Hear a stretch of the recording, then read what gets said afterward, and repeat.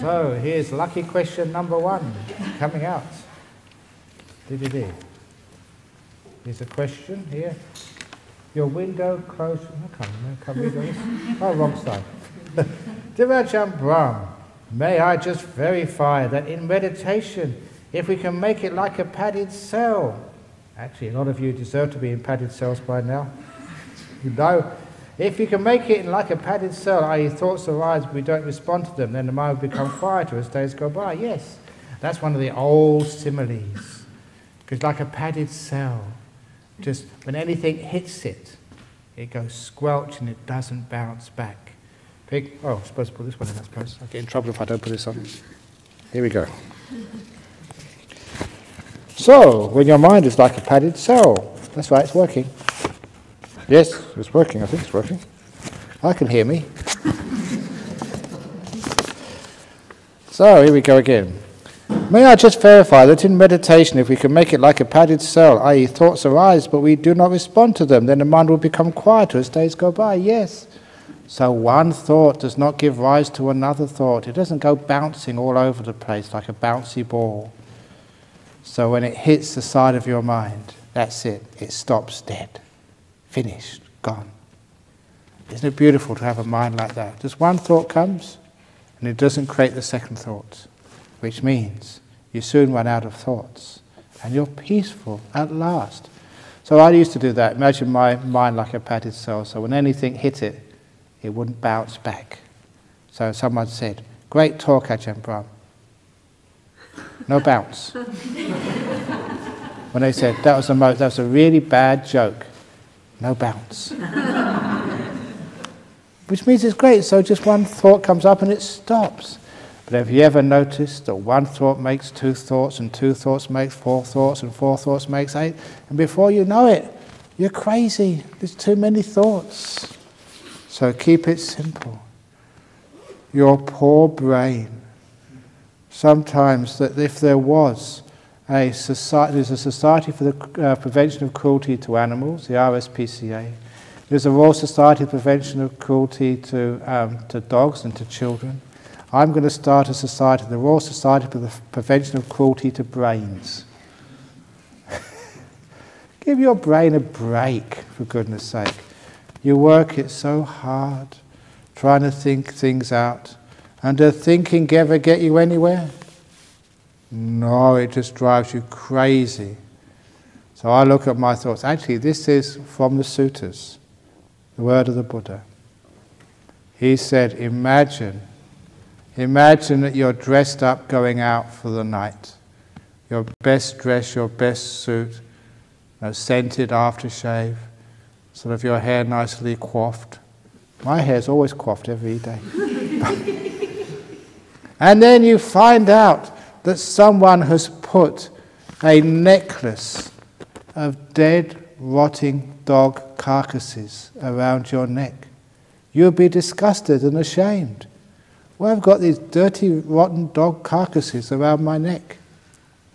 And this is actually the Buddha's own simile. He said, that's like putting thoughts around your beautiful mind. When I read that, I thought, wow, that's a bit heavy. But it's pretty good.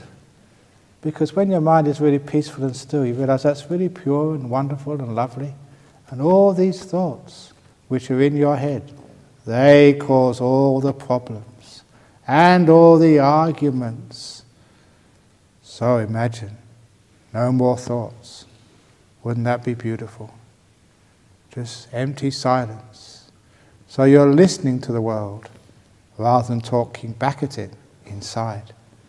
It's a great sense of freedom. And in meditation that happens after a while.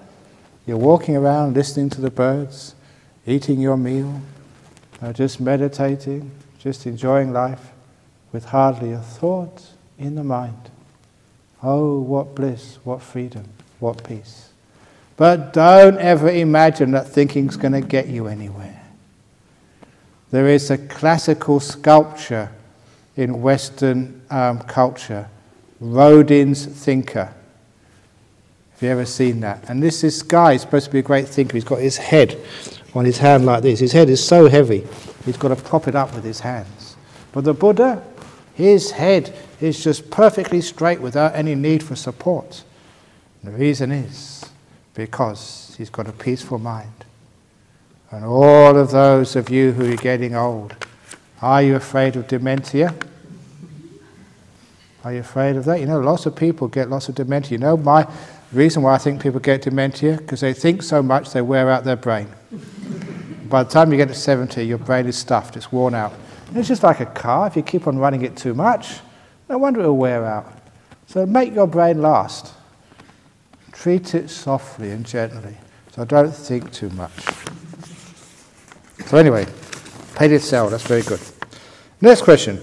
Could you please explain what the term citta means and how does it relate to the practice of meditation? Citta is one of the words for the mind. Now, a lot of times people want things to be very precise. Can you define it for me? But the nice thing about Buddhism was they used just ordinary language. So, you know, we sometimes call the mind, sometimes call the heart, sometimes call consciousness. And, you know, we don't use language so precise. We're not scientists. You know, we're just ordinary people. And that's exactly how the Buddha wanted it to be used. So the citta is the mind. And if you want to know what the mind is, hang around with me and I will soon show you, because when all the other five senses disappear, when you can't see anything, when you can't hear, when you no smell, no taste, and the body disappears, you can't feel anything, what's left? Your citta, your mind. That's what's left. In the West, no, Western philosophy we've only got five senses left now. And the sixth sense, that was a movie a couple of years ago, someone told me. But for those of you who've ever studied philosophy, know that Aristotle had the six senses. Ancient Greeks, they had six senses. And they called the mind, they called it the common sense. Because everything that you can see, hear, smell, taste or touch, the mind knows. It's like common to all the other five senses.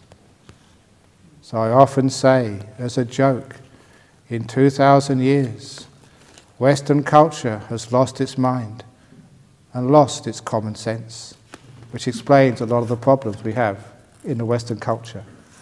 So it's great to restore the nature of the mind. And even now, I was a scientist before, and sometimes I get sort of frustrated at just how unscientific scientists are. The nature of the mind. People still try and maintain that the mind is some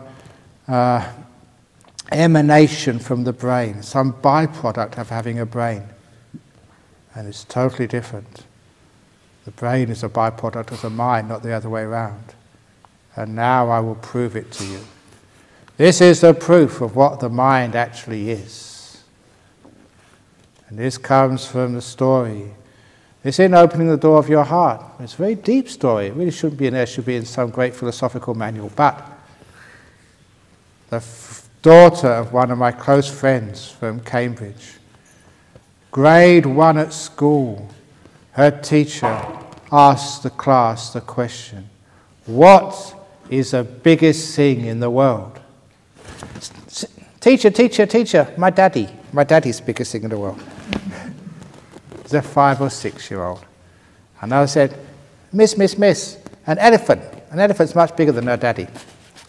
Another kid, a mountain's the biggest thing in the world. It's getting better. But the daughter of my friend, only 5 or 6 years old, and now she's a biochemist at Oxford. She's already graduated with a PhD, brilliant girl. And she said, my eye is the biggest thing in the world. Wow, that was deep. What do you mean, said the teacher. Well, said this 6-year-old or 5-year-old philosopher, my eye can see her daddy and a mountain and so much more. If all of that can fit into my eye must be the biggest thing in the world. Brilliant argument. Simple but profound. But not quite right, because you have to take that a little bit further. Your mind can see everything your eye can see, and it can imagine things you'll never see in this world. your mind can also hear real sounds and imaginary ones, can smell, can taste, and can know feelings, and it's also got its own area. In fact, everything that can ever be known, experienced, can fit into your mind. So your mind must be the biggest thing. And if you are listening carefully, I never said biggest thing in the world, because the world fits in to your mind. That's the citta. It's the biggest thing, because everything you can ever be known can fit in to your mind. That's pretty big. Wikipedia, WikiLeaks, they can all fit into your mind. It's amazing. The whole internet, everything. So, that's what the mind is, the biggest thing. And as soon as you let go of these five senses, and what's left is the mind. That is what we're doing in this meditation.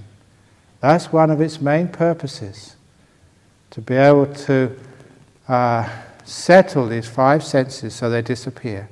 So the only thing left is your mind. And then you can have direct experience of what this is.